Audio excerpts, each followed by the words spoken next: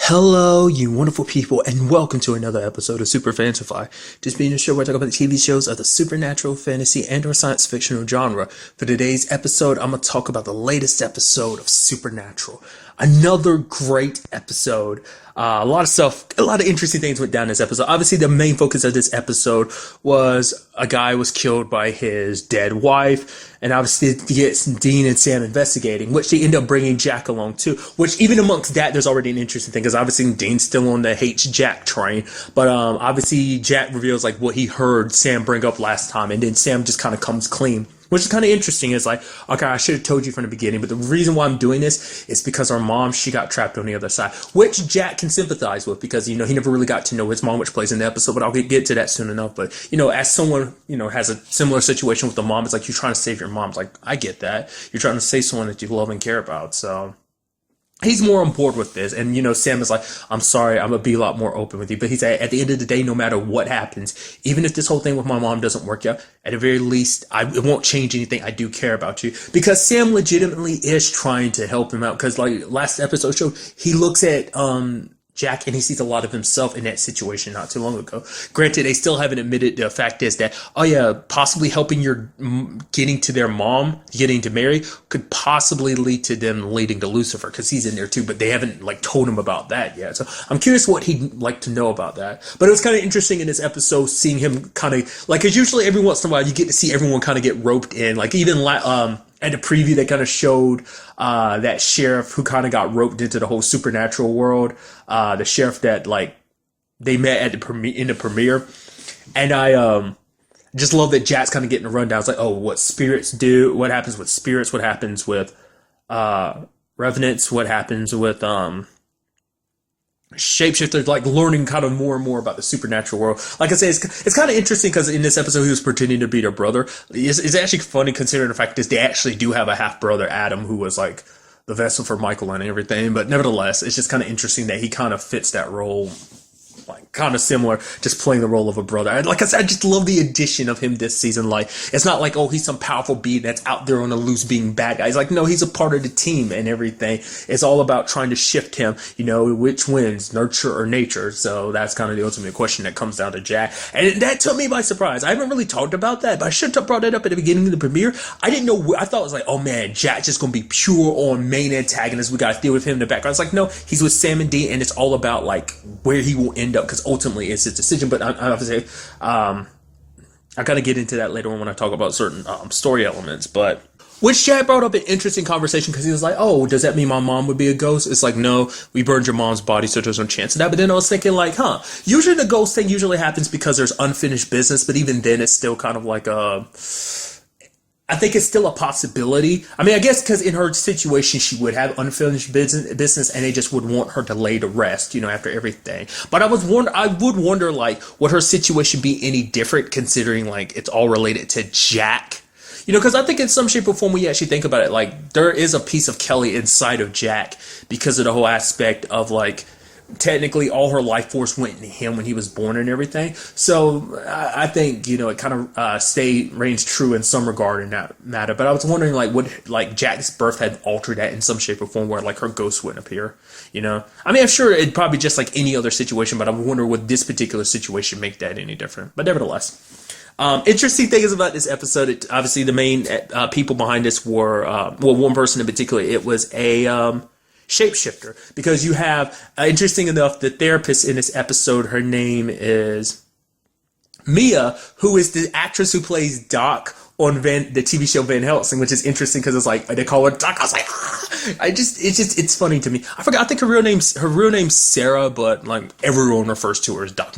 Like I think no one's ever called her Sarah the entire time. Like one person called her Sarah so far in the entire series, and that was her sister one time. But other than that, she goes by Doc, and so just hearing her be called Doc and seeing her, I'm like, which obviously in this episode, like it's just like I appreciate I like her as Mia more than I do as Dot. But Dot's kind of it's a whole thing. If you're not watching Van Helsing, which I recommend you check it out. It's a very good show. Also, like it's just that's getting all spoilerish with Dot's character, but it's a thing.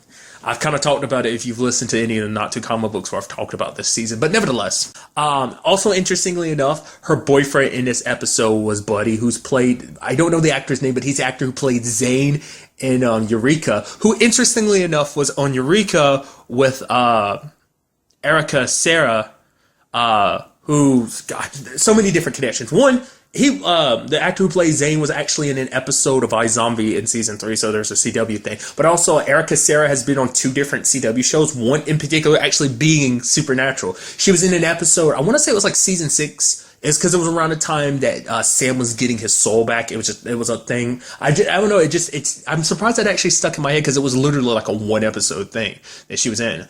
But other than that, obviously she plays Allie / Rebecca on the 100. So that was just kind of where my mind goes. He had the acting connections and stuff like that.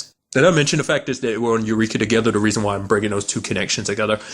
I don't remember if I said it. If I didn't say it, it's there. Even if I did say it before, it's saying it anyway. So, nevertheless, moving on. But what's kind of interesting about this episode, and it kind of fits the whole situation with Jack too, is like Mia did a lot of bad things, but she's a therapist because she's trying to help out people. She uses her shape-shifting abilities to help people. She takes on the form of their loved ones to kind of ease their pain, kind of give them closure.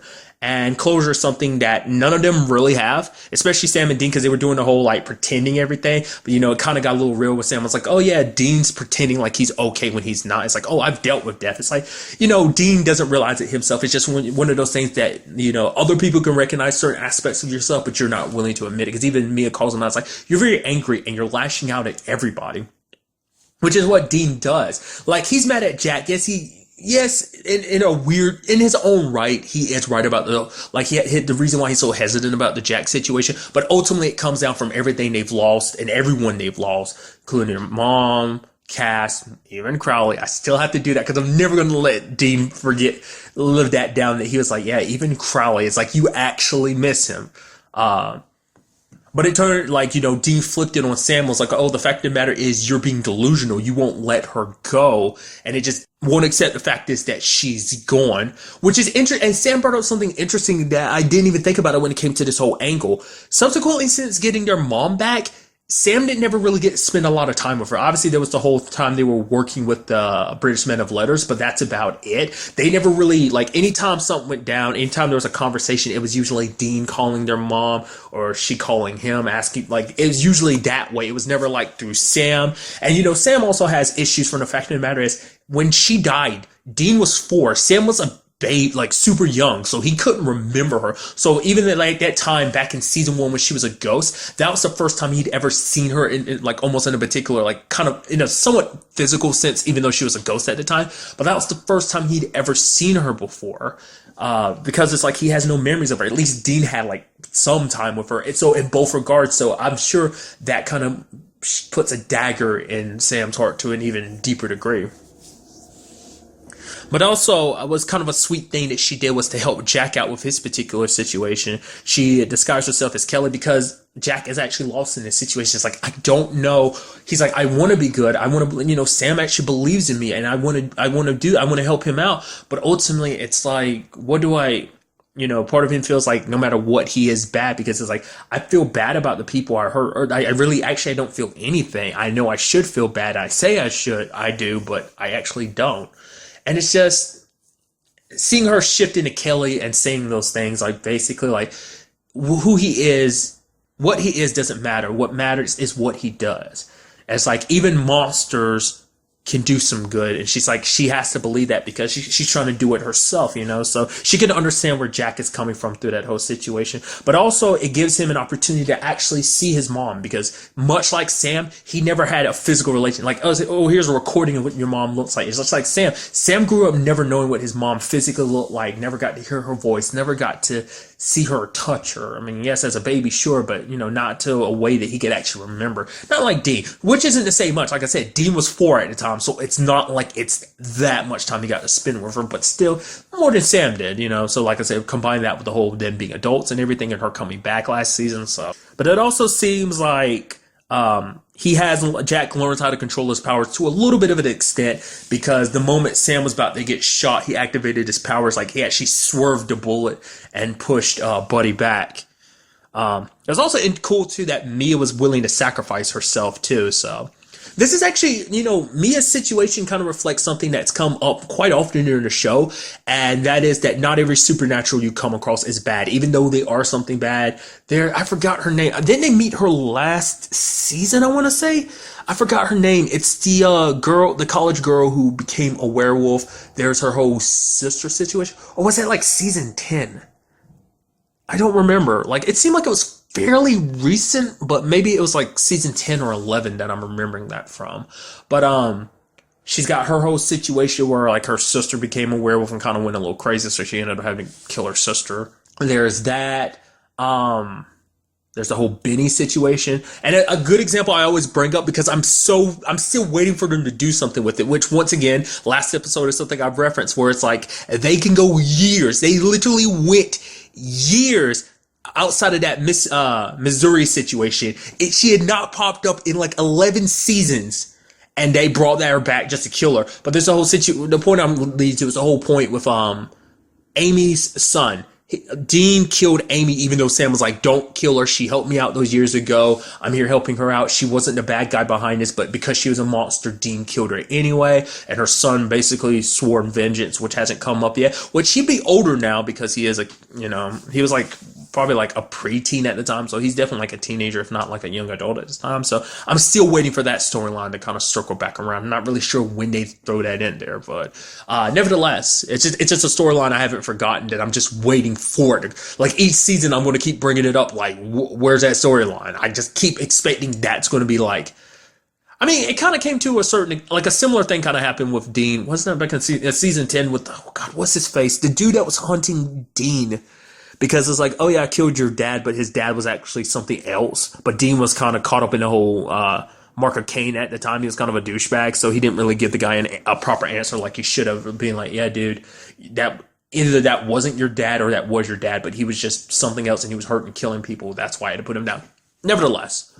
But it's like, cause it's just an interesting situation, cause some regards, you have Dean being like, no, monsters are monsters. I always feel like Sam is the most like reasonable with those type of situations, but nevertheless, it's just kind of interesting that Mia got left alone in this episode. I'm very curious to see whether they kind of bring her back in some shape or form in the future. Cause it's always kind of interesting having like, be interesting to have a, shapeshifter on your side. So luckily, I mean, like I said, everything is working.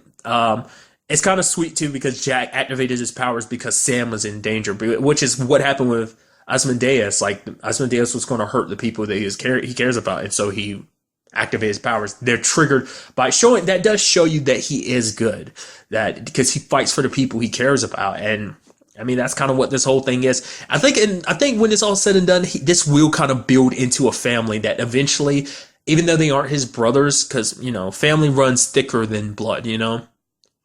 Blood isn't what just determines a family. I think when it's all said and done, like they're going to be like his big bros in a sense. Like, and this episode kind of put that in perspective. I never really thought about that until this episode, but that's kind of neat. Obviously, another big part of this episode is dealing with the whole cast situation, and I think it was last episode I brought that up. The whole like, is there a purgatory like that? The whole situation was like, oh, is it supposed to reflect like a purgatory equivalent for angels and demons? Because before now, it's just like when an angel and demon died, they just go poof. They just don't go anywhere.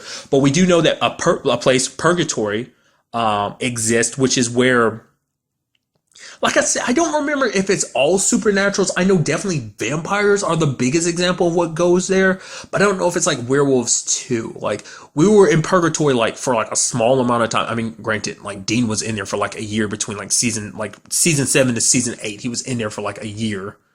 In between, so we never really got to see too much of it, so I don't remember everything he came across that was in purgatory, but more often than not, which is vampires he came across. But maybe like, I don't know, I can't remember. If you remember, do let me know in the comments down below. Are there other things besides vampires in purgatory? Because I don't remember them showing anything else like werewolves or any other supernatural creatures.